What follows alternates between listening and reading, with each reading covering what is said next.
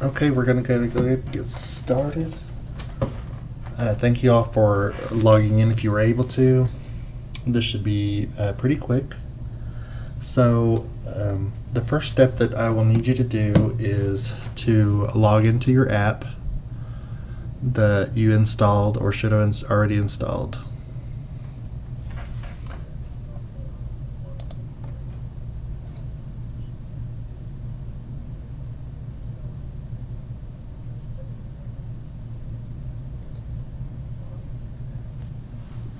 Once you have logged in, just bear with me for a moment. We're going to give everyone a chance to catch up.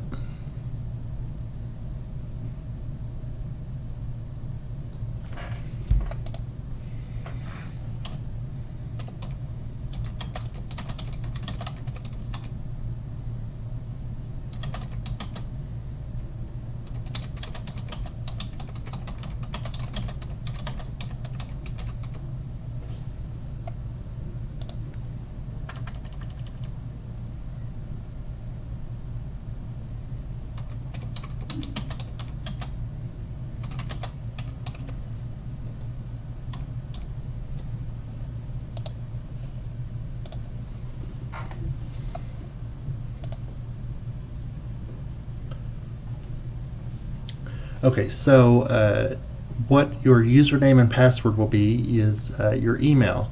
So your username is your email. The password is going to be capital L Lone Star space 1.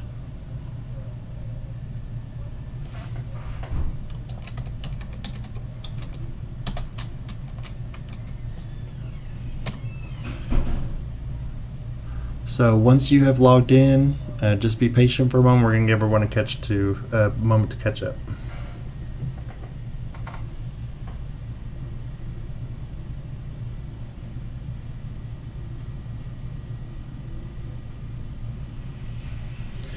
If you are using a computer, there is a chat box over on the right. If you have questions, you can ask questions through there, and I'll be able to respond directly to you.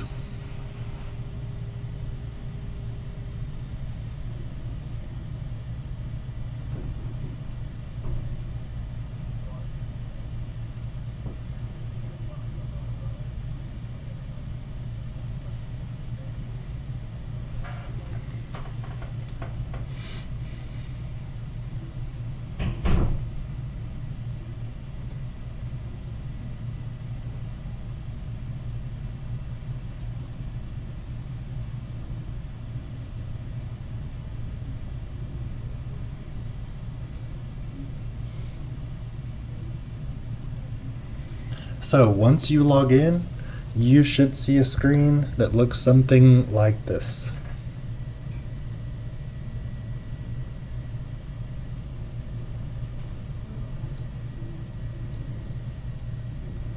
And on that screen, what you'll do is you'll see that there's one form. Let me make sure that we can actually see this here.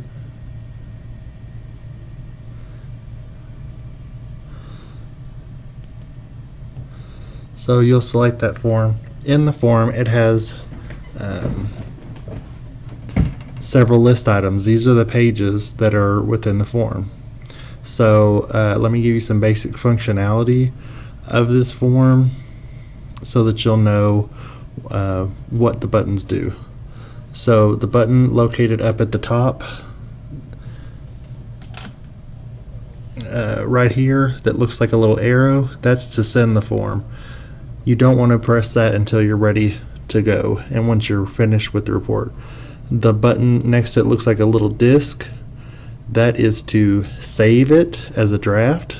So as I mentioned during my email last night, you can fill out all this information on a phone that does not have data connection and then wait till you're on Wi-Fi to send everything, which is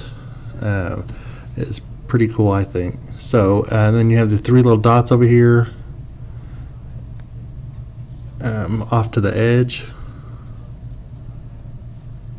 and that's discard and summary.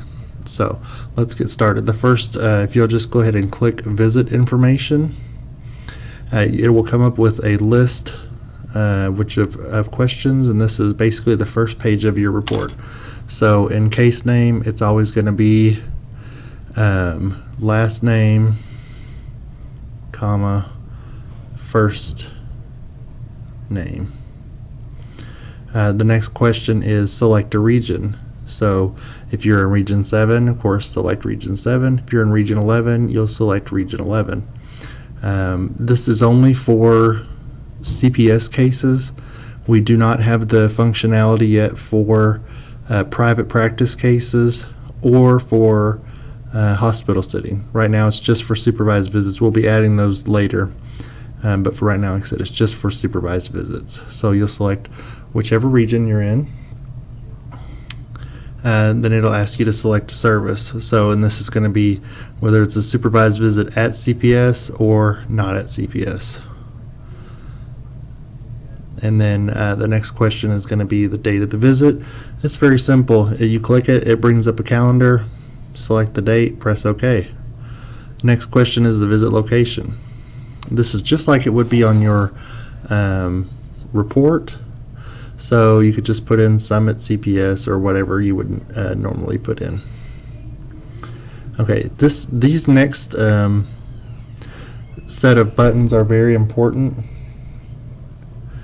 One of them is the scheduled appointment time.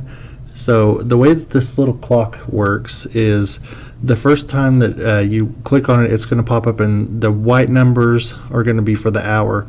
So let's say that our appointment was at 12, we would click 12, and let's say it was at 12 o'clock, so we would click the 00, hit OK. Actual start time and date, it's going to ask you the date. Let's say we started at 12:05, so you would just click the 12 and then the 05, click OK. The next question is going to ask, who is the DFPS caseworker? So in that, it's pretty simple. It's just whoever the caseworker is. And then the next question is their supervisor. Again, just type in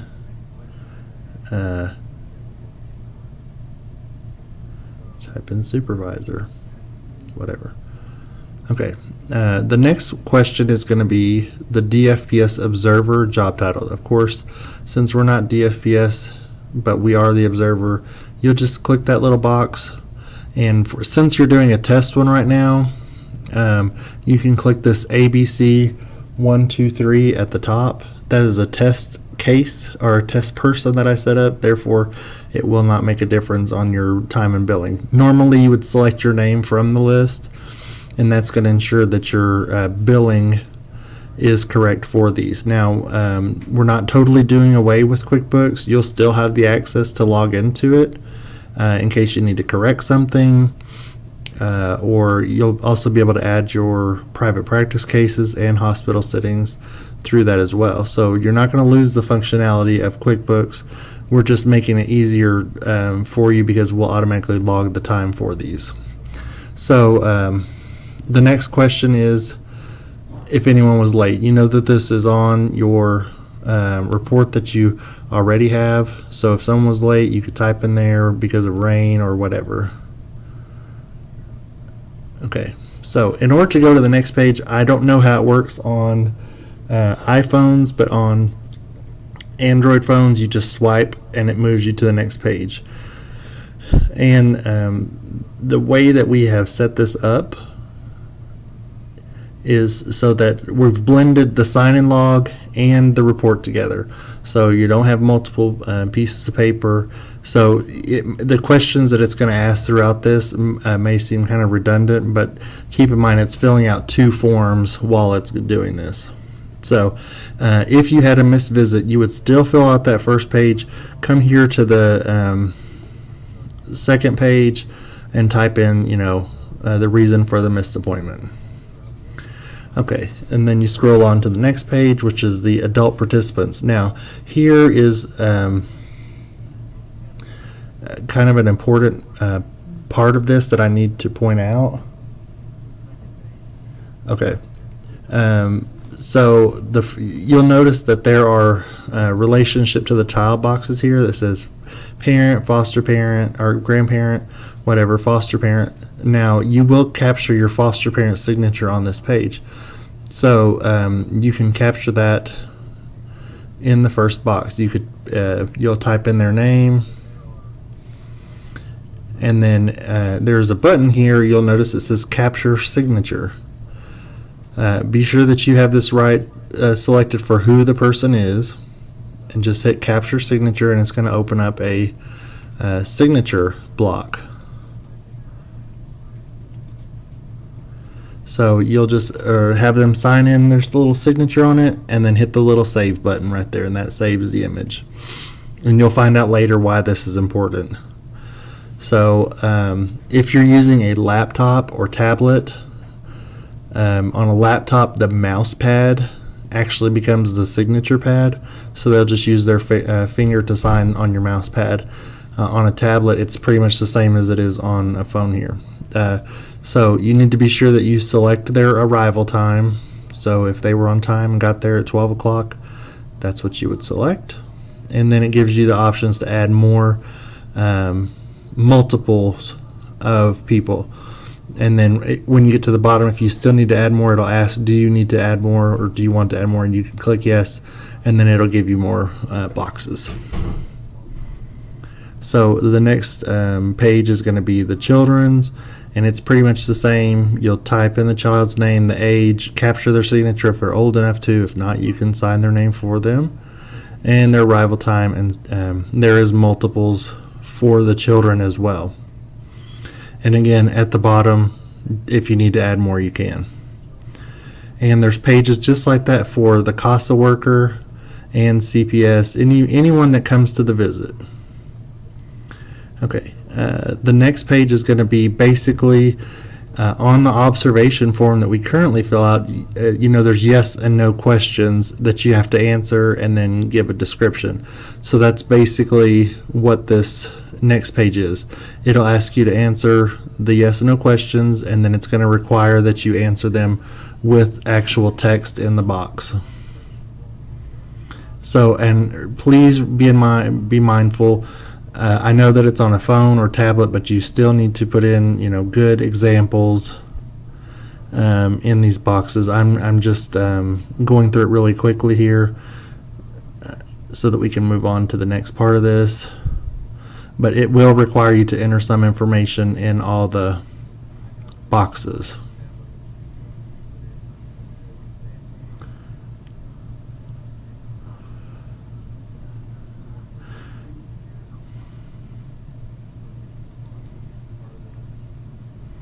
And then on this, there is a question here that says, prior to the visit, did the caseworker communicate his or her expectations to the visitation observer? That should always be yes. And in this little box, you could just type in via 3101.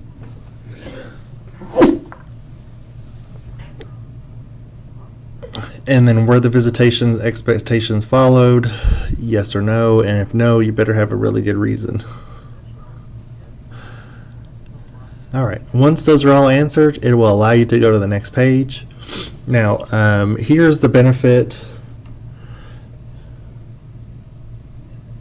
of using this on your phone. So when you get to this last page, you'll see a button here that says rules, and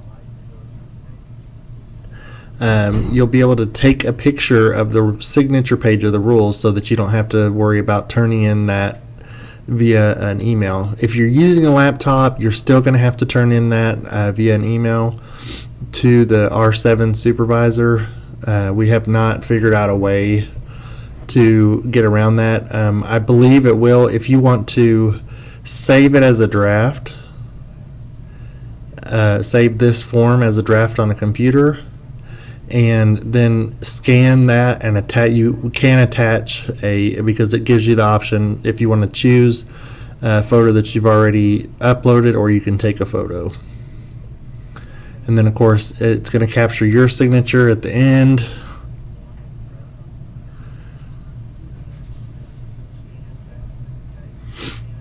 You need to select the date again. Be sure that you're paying attention to these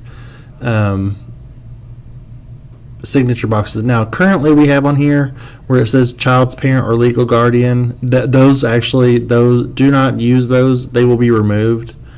That is for the signatures that are at the end of the form. We're going to actually hide those in this form so that CPS will actually be using that. So again, at the end of our current paperwork, there is a big box that allows you to type into, and it's not part of the report, but it's the additional document that we asked you to fill out. This actually asks that same question, and you're able to type in here whatever you'd like to about the visit, but it is going to be a required field, so you'll need to put something in there. And then, of course, it's always going to ask you the end time of the visit. You'll need to select that end time.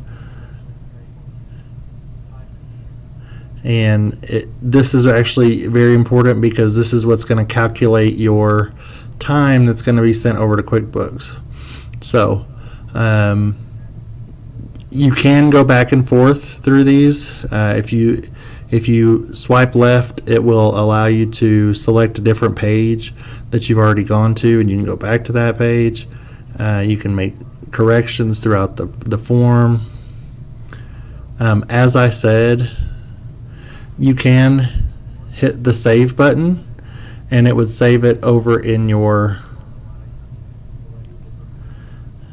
It would save it in the drafts folder. As you can see here, it's saved. You can click it, reopen it, and send it once you're on Wi-Fi. So you would hit send,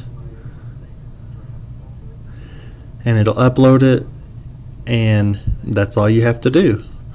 You can always look at your sent folders to tell you. It will tell you on here. Once it's been sent, you'll see it'll say processed successfully and the date and the time. And then that's all you really have to worry about from your end. Just be sure that you're paying close attention to those questions. Don't make mistakes. If you have questions about this app, I will be doing another live training again on Monday. This training will be recorded, and it's available at the website that I gave you for you to watch it again. My email address is accounting@lonestar.socialservices.com. You can email me, and we'll be glad to help. I am going to actually turn off the audio and video feed, but I will remain on here answering any questions that you might have via the chat.